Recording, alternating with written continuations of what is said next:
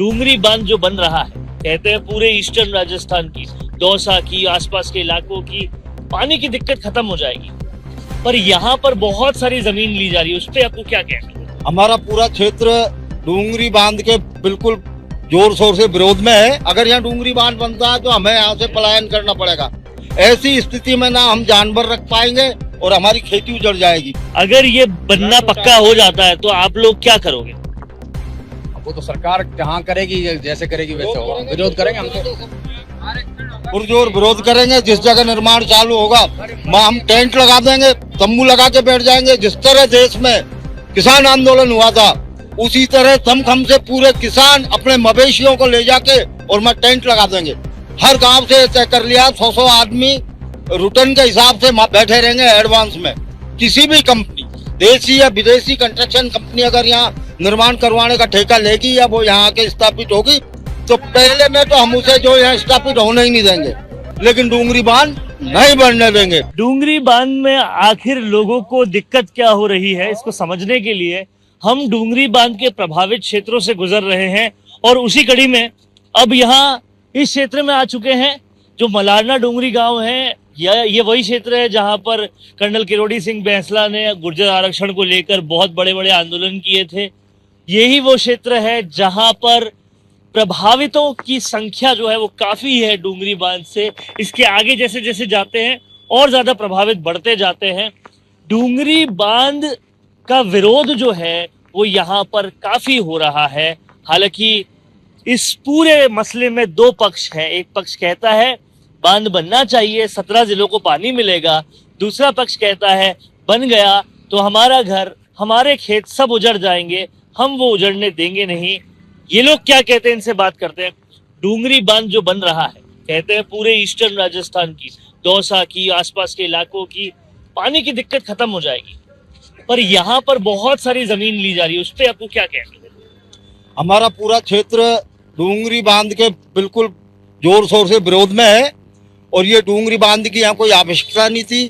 पिछली गवर्नमेंट ने आज के 15 साल पहले पाली घाट जो चंबल पे पड़ता है और राजस्थान और मध्य प्रदेश की सीमा पे है, वहाँ राजस्थान में सबसे ज्यादा पानी का आवक है। ये बनास नदी से भी 4 गुना पानी वहाँ आता है और वहाँ जो है पेयजल के लिए पहले उद्घाटन भी कर दिया था। लेकिन उसके बाद में राजनीतिक व्यवस्था को देखते हुए इन लोगों ने अलग से प्लान बना के डूंगरी बांध बनाना तय किया है। यह डूंगरी बांध का हमारे पूरे 76 गांव विरोध करते हैं। यह हमारी संस्कृति, यह ज्यादातर 80-90% लोग जो किसान हैं और किसानों के पास जानवर और खेती के अलावा कोई काम नहीं है। अपना जो है दैनिक उसका रोजगार या तो पशुपालन है या खेती है। अगर यहाँ डूंगरी बांध बनता है तो हमें यहाँ से पलायन करना पड़ेगा।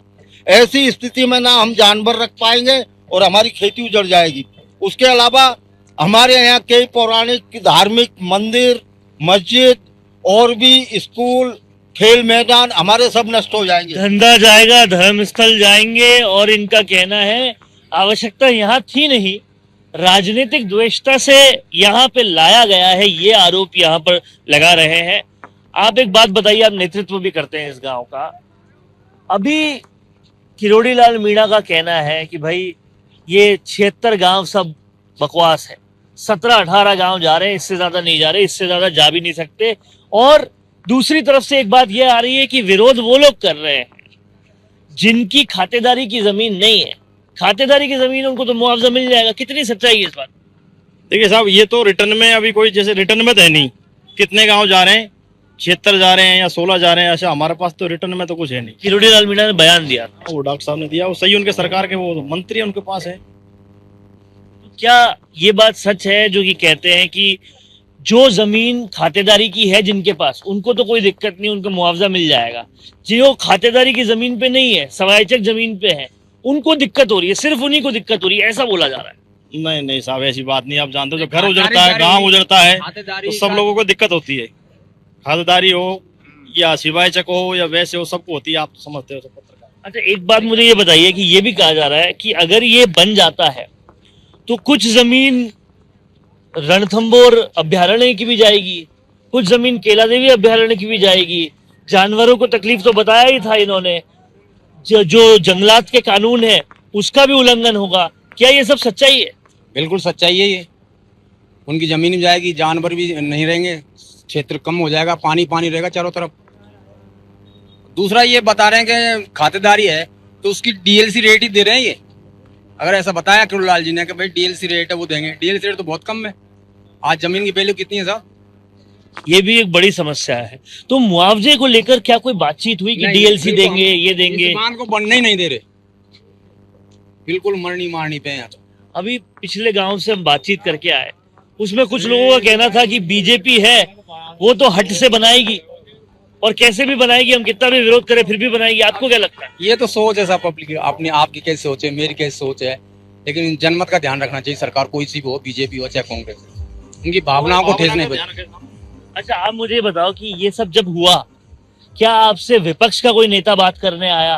क्या सचिन पायलट बात करने आया? क्या इंदिरा मीणा बात करने आई? डूंगरी बांध जो हो रहा है उसको लेकर कोई आपसे बात करने आया कि आपका मुद्दा उठाएंगे, आपके साथ धरने पे जाएंगे? नहीं, वैसा कोई नहीं आया इस बार। यानी न सत्ता आई न विपक्ष आया। और नरेश मीणा आया? नहीं। हनुमान बेनीवाल आया? नहीं, मीटिंगों में आए हैं ये, बड़ी मीटिंगों में आए हैं ये। नरेश जी भी आए हैं, राकेश टिकैत भी आया, प्रहलाद गुंजल भी आए, बड़े बड़े नेता आए, लेकिन वो बड़ी मीटिंगों में आए, जैसे नुक्कड़ सभाओं में नहीं आए। क्या लगता है उनके आने से फर्क पड़ेगा? फर्क तो पड़ता ही है।